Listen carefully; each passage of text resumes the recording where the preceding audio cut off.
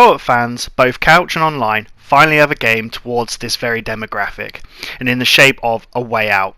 And for that, alone fans should try this to support such ideas and efforts. I picked this up from EA Access myself.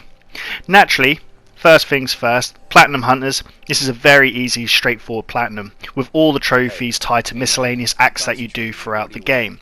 And only a quick Google and chapter select is needed, so nothing's missable. But I would suggest just playing the game first with your mate and enjoying it, and then just coming back and sweeping it all up.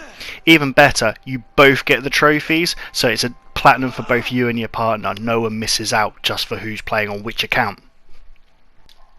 Regardless of how you play, either online or couch, it's split screen and you control one character of the story whilst your mate plays the other. It all starts in prison and quickly escalates from there.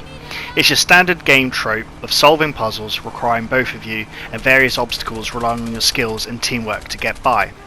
Also, you will need a player 2 for this. There is no solo option and it's not designed to be sat on your own with 2 pads, so don't be that person.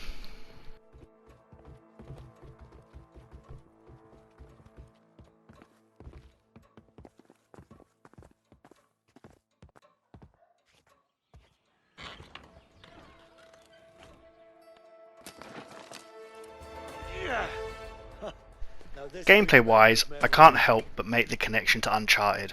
For anyone who's played Uncharted, you'll get a niggly feel of deja vu in this game.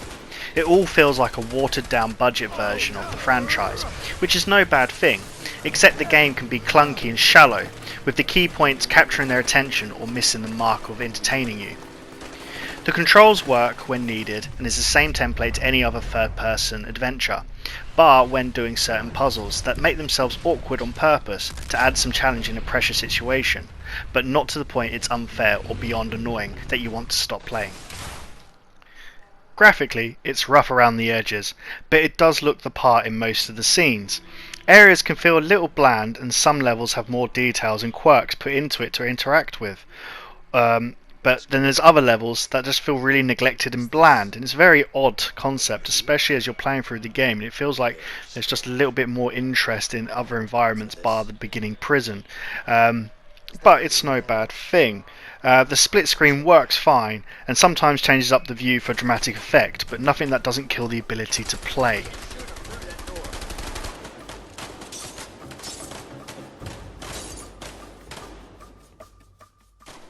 Frustratingly with this game, it lives and dies on its story, and it's a worn out classic of storytelling. If you're going to do such things, you need a decent compelling character, and they miss the target with both of them. The heartfelt moments feel awkward and really off key, and the odd little moments shine through, but it's too far and few between to really root for the good guys, or care about anybody at all in their world sadly. Meaning the finale doesn't pay off as it's intended, which is a real shame. It's not a bad story, it's just not well done either, and it's just kind of stuck in the middle as something average. The concept to go co-op as its main focus saves this game from being a poor imitation of better games and gives it a footing to stand tall as its own unique game.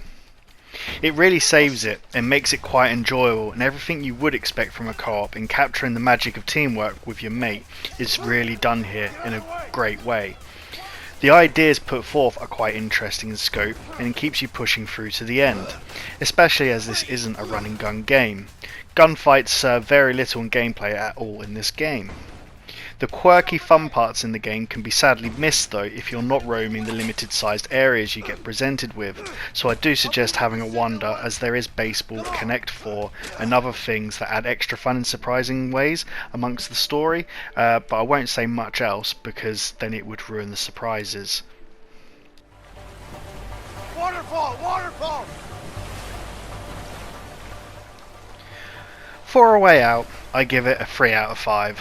Having the confidence to step out as a co-op game should be acknowledged and has my gratitude, as it's a dying art.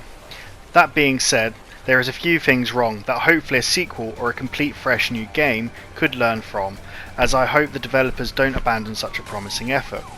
A better story and smoother gameplay with some better environments to interact with would really make another game go far.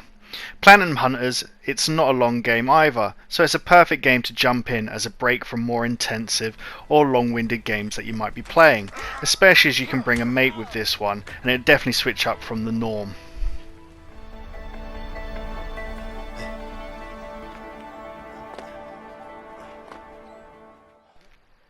Hope you liked the video. Give me any feedback, give me a like and subscribe.